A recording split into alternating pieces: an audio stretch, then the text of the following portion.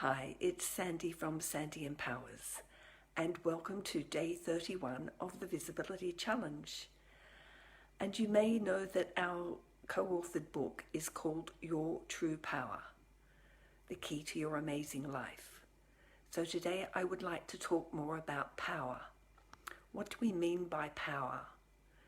If you look at the dictionary, it says your ability or capability, capacity to act or do something to a certain extent. That's just one definition. You might think of power as in your electricity, giving you energy. You might think of power as a form of strength. So many perspectives. But one particular example I want to bring to mind today is my experience teaching a subject at university called Power, Politics and Knowledge, in which they said that power only exists when there is a relationship.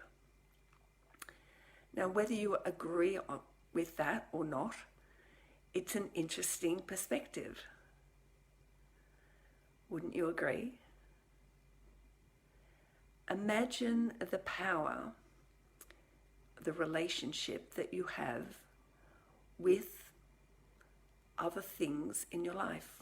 Think of your daily life. What do you do every day?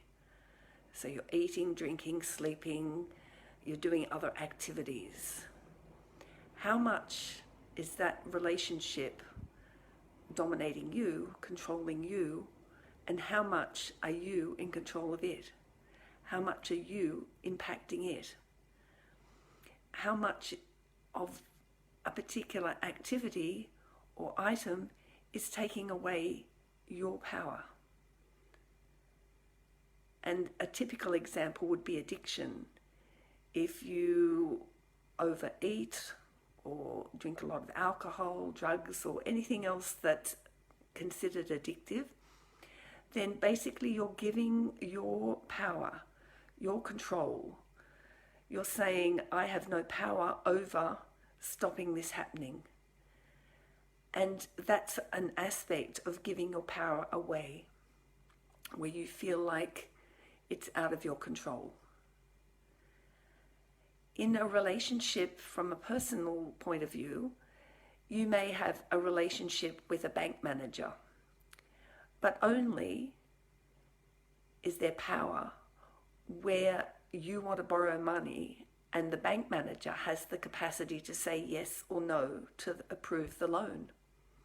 If you met a bank manager at the swimming pool and there's no need for borrowing money, that bank manager has absolutely no power over you, has no power to impact your life in that way. And so that's where we're coming from in our definition of power being in part of a relationship. It might be a temporary relationship. It doesn't mean that you're seeing them all the time or anything else. It may be a 5-minute relationship when you're on the phone to someone. And perhaps in that relationship on the phone, you get angry and you don't treat that person with respect, and you're giving away your power to control your emotions in that moment. One of the key relationships in respect to power is your relationship with you. It's the only thing that you can control. It's the only thing that impacts everything else in your life. Because when we look for things outside of ourselves, all we're seeing is a reflection of ourselves. It's a bit like going to the movie theatre and you look at the screen and you don't like what you see. You can't change the image on the screen. You have to go back to where the image is being projected from the movie projector or the digital equivalent of it these days.